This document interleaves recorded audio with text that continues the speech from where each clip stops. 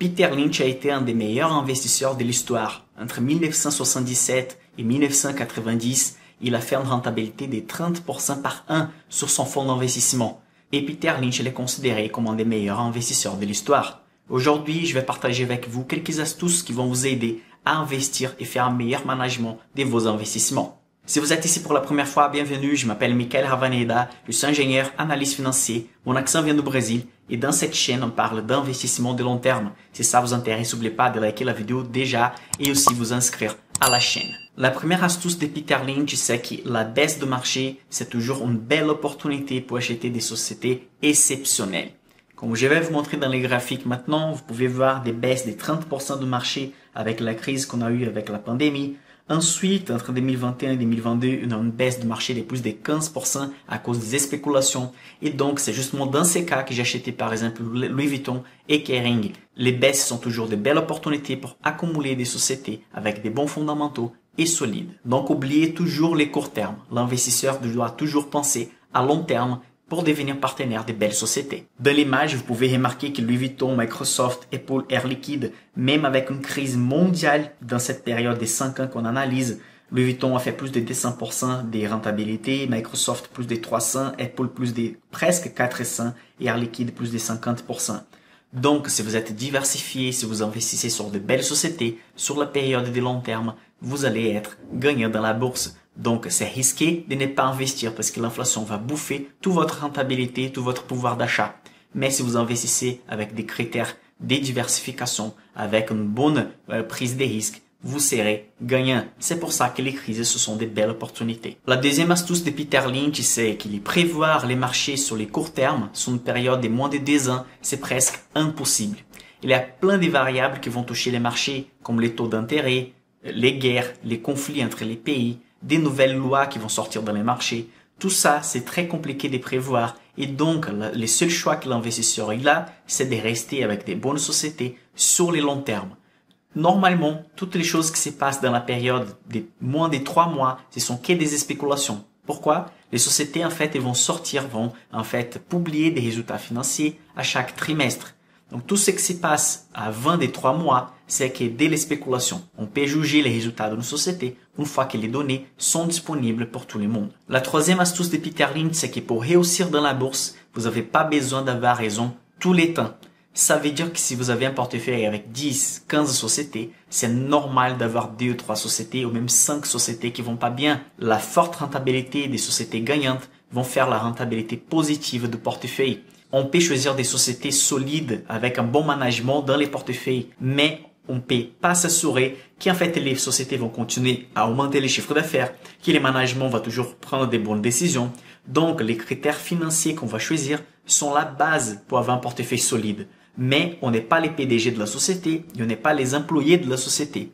Pour cette raison, on va créer un filtre qui est avec des bons fondamentaux. On va choisir des sociétés avec peu de dettes, des sociétés bien rentables. Mais c'est presque impossible d'avoir un portefeuille 100% gagnant. C'est pour ça que vous devez juste avoir le focus sur un portefeuille qui, dans la majorité des cas, va avoir des sociétés gagnantes. Une quatrième astuce de Peter Lynch, c'est qu'il dit que les sociétés les plus gagnantes de son portefeuille, ce sont des surprises. Et les acquisitions des sociétés, quand une grande société va acheter une petite société, ce sont des surprises aussi. Donc, on va vraiment analyser la vraie rentabilité de nos sociétés, combien on a gagné avec un portefeuille au-delà des 10 ans d'horizon d'investissement. Donc, à nouveau, les astuces de Peter Lynch font toujours les mêmes schémas. Moins de 2 ans, c'est des très courts termes. On doit toujours choisir des sociétés pour rester partenaires sur les longs termes.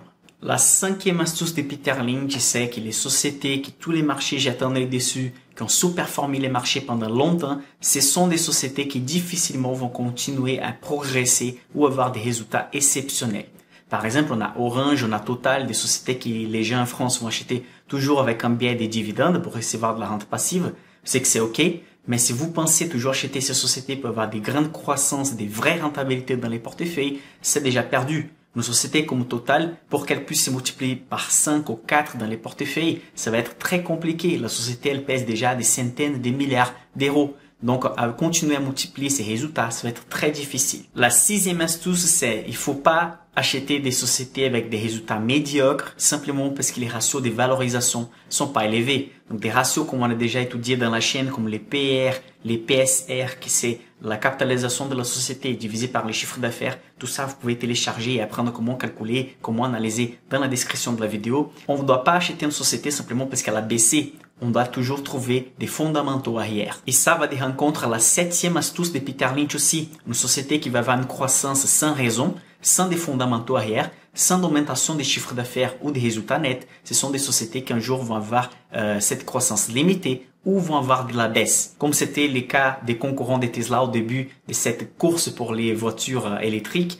il y avait beaucoup de sociétés qui n'ont jamais fait même une seule voiture et ont explosé dans la bourse. Évidemment, la chute elle est arrivée après quelques semestres parce qu'en fait, la valorisation de la société dans la bourse n'est pas des rencontres avec des vrais résultats de la vie réelle que la société a généré. La 8e astuce, elle est super intéressante. Vous perdez rien si vous n'avez pas acheté une société qui se multiplie par 10 dans la bourse. L'investisseur, c'est toujours quelqu'un qui regrette beaucoup. Toujours, on a les biais de regret parce qu'en fait, si la société explose, on va toujours se dire qu'on devait mettre plus d'argent dedans. Mais si la société va avoir une baisse, toujours on dit ouais, j'aurais dû éviter cet achat-là. Donc, il faut jamais regretter des choses que vous n'avez pas fait, mais simplement il faut apprendre et utiliser ça pour faire les prochains achats et les nouvelles analyses. La 9e astuce, Peter Lynch il dit qu'on doit être jamais attaché ou passionné par une action. Parce que sinon, on tombe dans les biais de laisser la société à côté et on va négliger les nouveaux résultats de la société.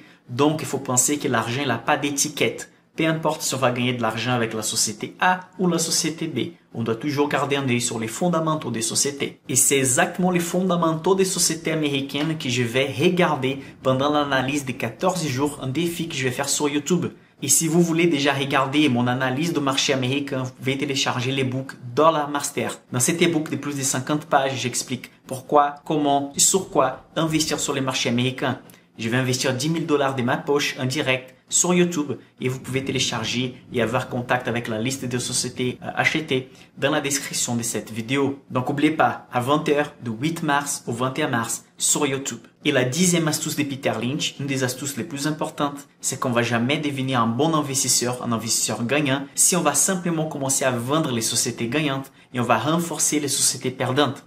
On va jamais devenir un bon investisseur parce que dans ces cas, vous allez limiter le potentiel des gains des sociétés qui vont continuer à gagner. Et dans ces cas, vous allez placer simplement sur les sociétés qui n'ont pas eu de bons résultats dernièrement. Imaginez quelqu'un qui a acheté Google, Tesla, Facebook, etc. il y a quelques années. Si la personne à chaque 30 ou 40%, elle allait garder les plus-values, simplement elle n'a jamais profité des 1000%, 1500% des plus-values. Si les fondamentaux de la société ne changent pas, si la société continue solide, vous devez juste garder vos actions. Ce sont des astuces super importantes de Peter Lynch. Quelle est votre astuce préférée? Vous pouvez écrire dans les commentaires ci-dessous cette vidéo. N'oubliez pas de vous inscrire à l'événement Dollar Master. Et on se voit à la prochaine vidéo.